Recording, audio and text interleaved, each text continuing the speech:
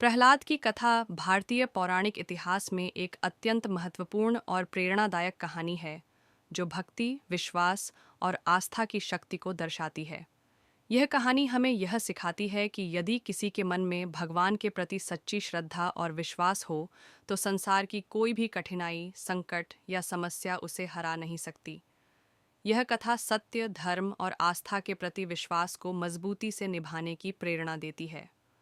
प्रहलाद की भक्ति और उनके अडिग विश्वास की कथा भारतीय संस्कृति और धार्मिक विचारों का एक अत्यंत आदर्श उदाहरण बन चुकी है। यह कहानी प्राचीन समय की है, जब दैत्यराज हिरण्यकश्यप का राज्य था। हिरण्यकश्यप को शक्ति, ऐश्वर्य और विजय का अत्यधिक घमंड था। वह स्वयं को भगवान मानने लगा था और चाहता था कि उसकी पूजा हो, जबकि उसके राज्य में किसी को भी भगवान विष्णु या अन्य देवताओं की पूजा करने की अनुमति नहीं थी। उसका मानना था कि वह सबसे शक्तिशाली है और भगवान विष्णु जैसी किसी शक्ति का कोई अस्तित्व नहीं है। हिरण्यकश्यप की पत्नी कयाधु ने एक बेटे को जन्म दिया, जिसका नाम प्रहलाद रखा गया। प्रहलाद बचपन से ही भगवान विष्णु के प्रति अत्यधिक श्रद्धावान था। उसकी आत्मा में भगवान के प्रति प्रेम और भक्ति का ऐसा गहरा लगाव था कि उसने छोटे से ही भगवान विष्णु का ध्यान और पूजा करना शुरू कर दिया था। जब वह खेलता था, तब भी उसकी जुबान से भगवान विष्णु का नाम निकलता था और उसकी आंखों में बस भगवान विष्णु की छवि रहती थी। वह हर समय भगवान की भक्ति में लीन रहता था। हिरण्यकश्यप ने जब देखा कि उसका बेटा भगवान विष्णु की पूजा कर रहा है और उसे वह आदर्श मानता है, तो वह क्रोधित हो गया।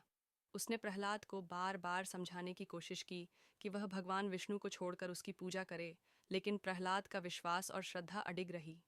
प्रहलाद ने यह कभी नहीं माना कि वह अपने पिता के कहने पर भगवान विष्णु को छोड़ दे। उसके लिए भगवान विष्णु सर्वोपरि थे और वह उन्हें छोड़ने का तो सोच भी नहीं सकता था।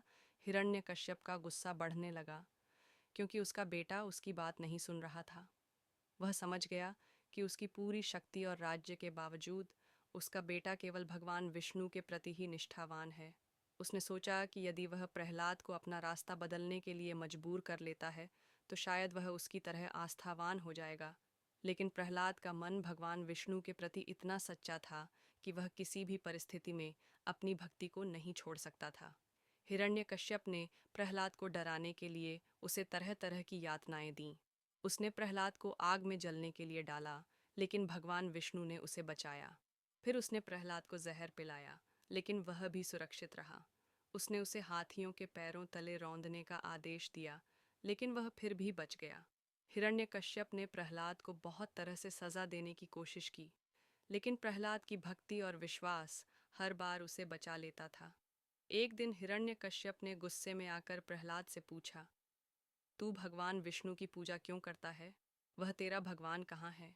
प्रहलाद ने उत्तर दिया, वह मेरे दिल में है, वह हर जगह है, वह मेरे भीतर, बाहर, हर स्थान पर विद्यमान है। हिरण्यकश्यप ने फिर चिढ़कर पूछा, क्या वह इस खंभे में है? प्रहलाद ने कहा, हाँ, वह इस खंभे में भी है। हिरण्यकश्यप ने उस खंभे को लात मारी और तभी एक अद्भुत घटना घटी।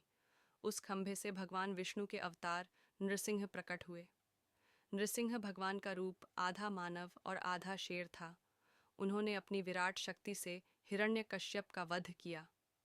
हिरण्यकश्यप की मृत्यु के बाद भगवान विष्णु ने प्रहलाद को आशीर्वाद दिया और कहा, तुमने मुझे भक्ति और श्रद्धा से पूजा, तुम हमेशा सुरक्षित रहोगे और तुम्हारी हर मुश्किल को मैं दूर करूंगा।